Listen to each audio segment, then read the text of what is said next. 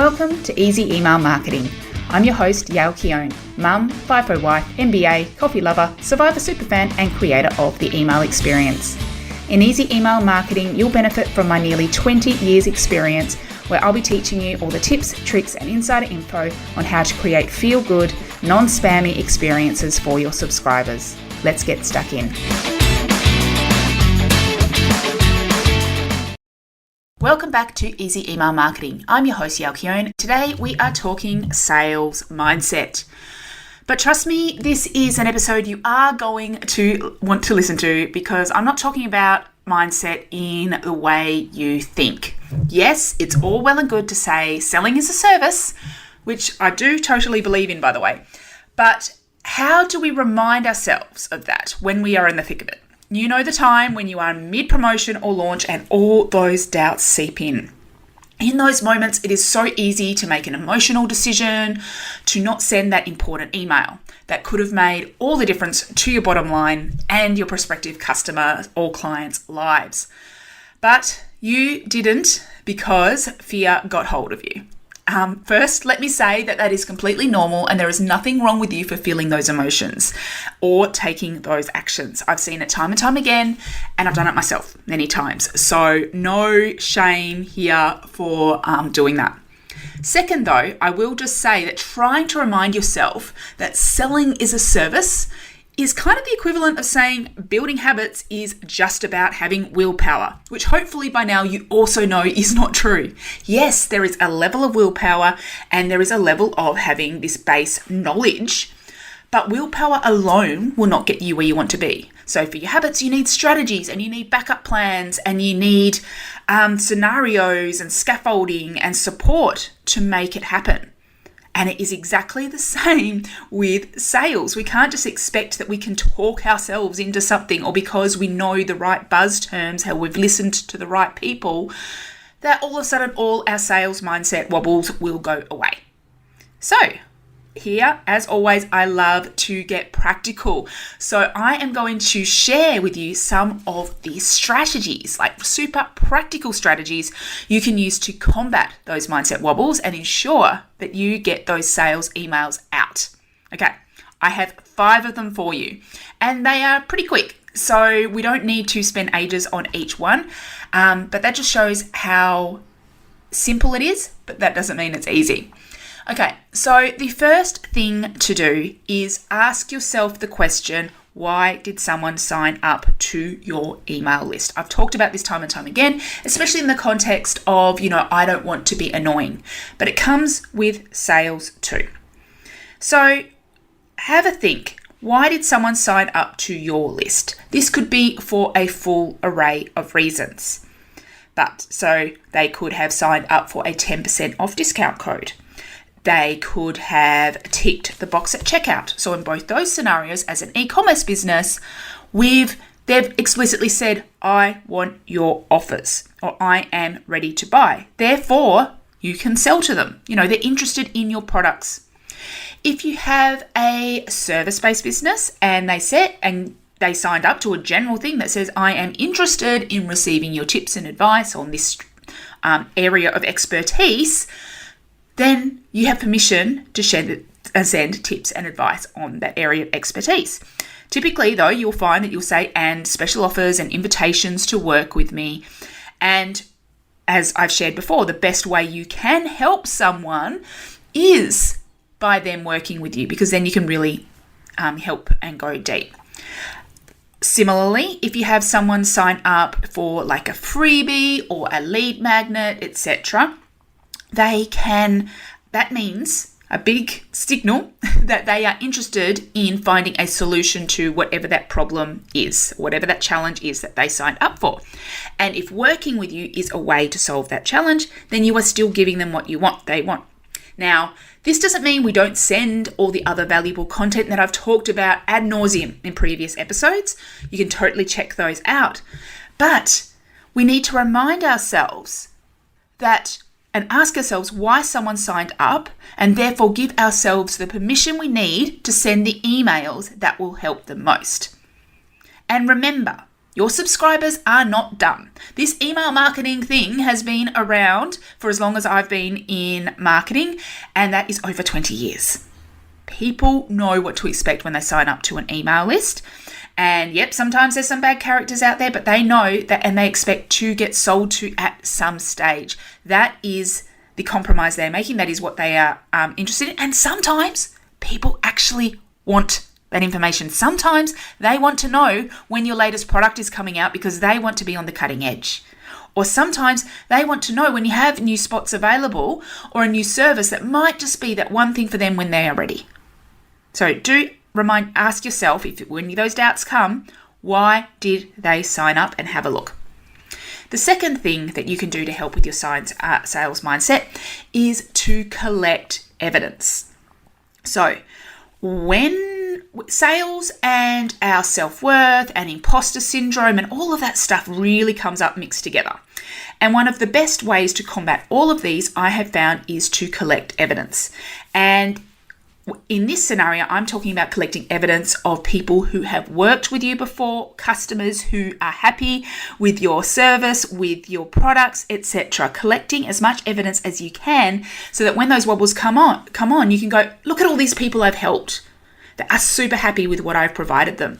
So collect your favorite reviews and testimonials.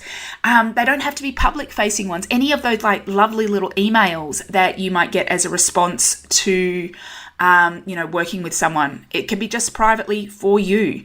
It can be sometimes what I have found helped is if I am struggling with sales and thinking, no one wants to work with me, I will sit down and I'll write a list of all my past clients that have rapidly put their hand up and said, yes, I want to work with you. And then how I have helped them and what success they have reached. So collect evidence. People do this in many ways. Some people put things up around the office. Some people have like a little folder where they print things out or write notes and put that in. Some people just have a folder on their computer. Some people save like a folder in their email inbox that they move things to. Have those there on the ready for when you want to feel it.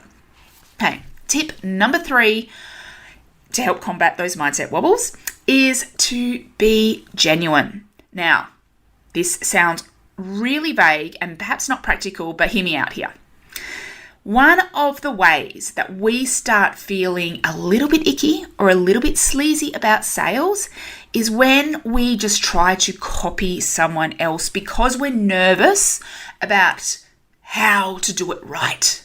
How to talk about your thing right. So please try to talk like you and share your truth and your stories. So swipe files can be great for ideas. So knowing, okay, I should focus this email around, answering some FAQs. I should focus this email around sharing a success story. And maybe you'll find some great little dot points to make it yours. This is a whole similar thing with ChatGPT. Maybe you might need to say, okay, can you generate a sales sequence of emails for this product or service? And I want to make sure I emphasize this. Get the ideas, but then have the ideas separate. Don't even write from that, and then write from yourself. Now, to be clear, when I say to be genuine, I do not mean to be watered down and apologetic for selling. I don't want to see any, if you happen to want help with that, I can kind of help you, but only if you are really sure. Okay, it might not be that extreme, but sometimes when we think we're being genuine or trying not to be salesy, we start to water ourselves down. And we don't want to work, I don't know about you, but I don't want to work with someone who is not confident in what they have to offer. So having a watered down approach does not help, and that does not make you more genuine. Instead, embrace who you are, embrace your strengths, take your own words, take the words and success stories of your customers and your clients and use those.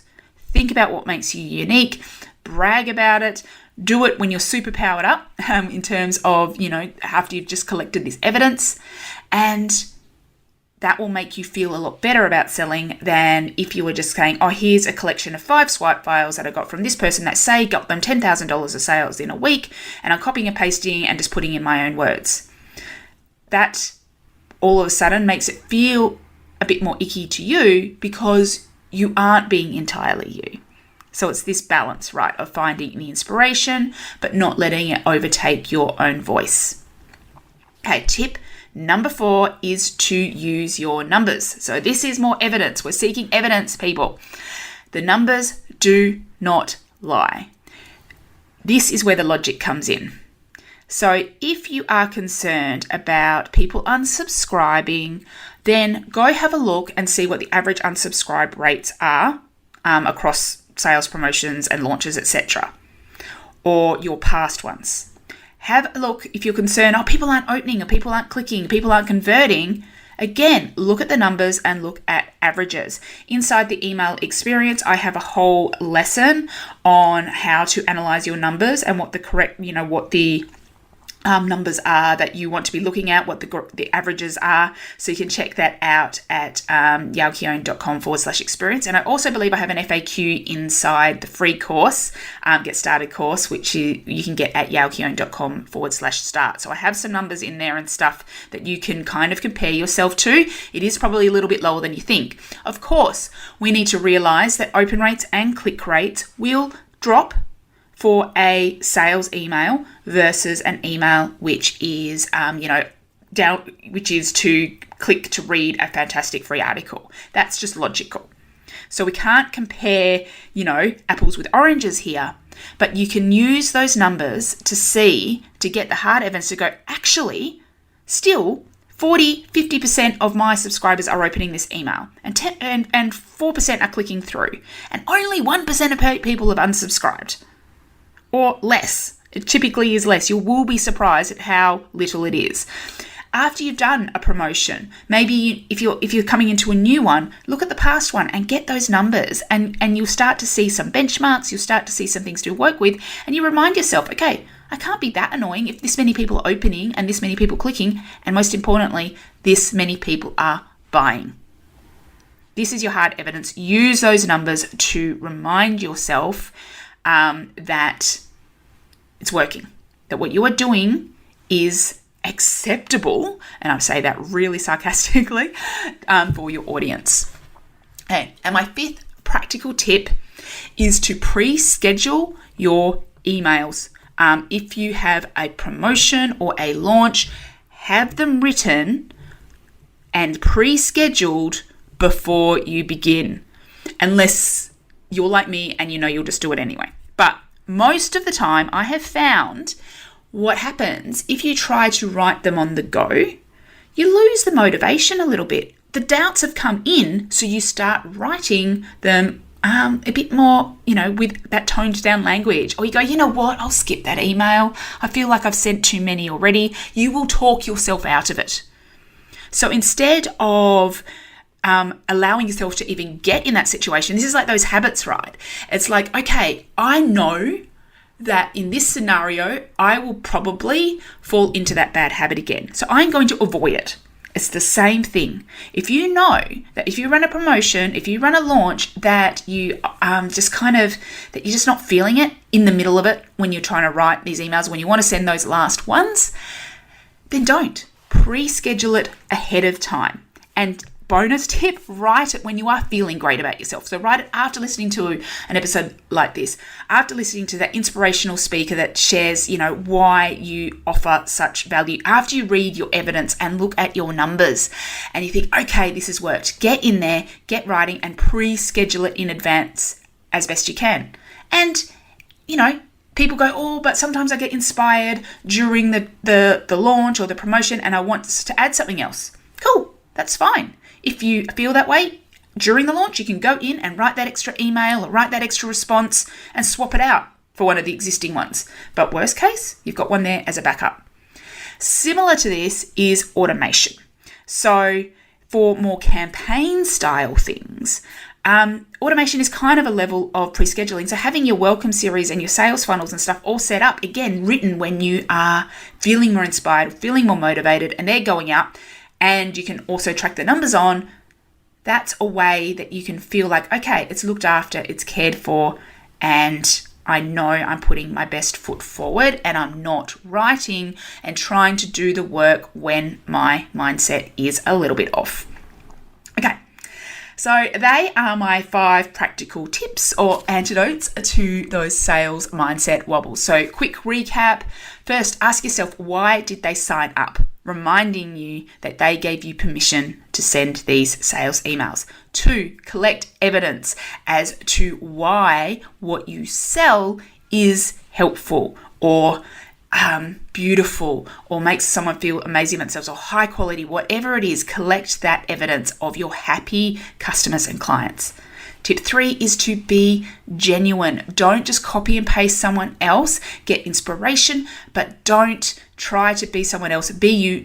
No watering down, please.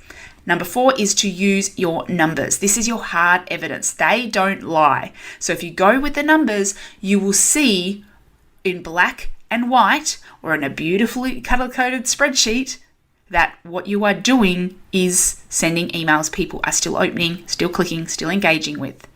And number 5 is to pre-schedule and to automate these emails when you are in that good headspace and well ahead of time so those doubts don't come in. If you do want more tips on selling in a feel-good way, then I highly recommend grabbing my Everyday Email Sales course. So Everyday Email Sales is not about these big promotions or launches, although I do have other courses about those. Instead, these are the strategies you can use on a day-to-day basis in your email marketing. So these are some like little subtle shifts you can make in your email marketing, and you can also apply with your promotions as well. So you'll learn a bit more about the mindset behind sales and how to actually make it feel good. You understand how to get more sales via email marketing. I'll give you 20 easy sales ideas. We'll talk about how to increase conversions with some simple tweaks. And yes, I've got some email swipe files you can use as inspiration, but yeah, as always, I encourage them to make your own. You can learn more about that at yaokione.com/everyday. Thank you so much for joining me today. I would love to hear from you about what you've enjoyed from this episode, what you want to know more about in future episodes. Please let me know over on Instagram. I'm at yaokione, and I'll see you in the next episode.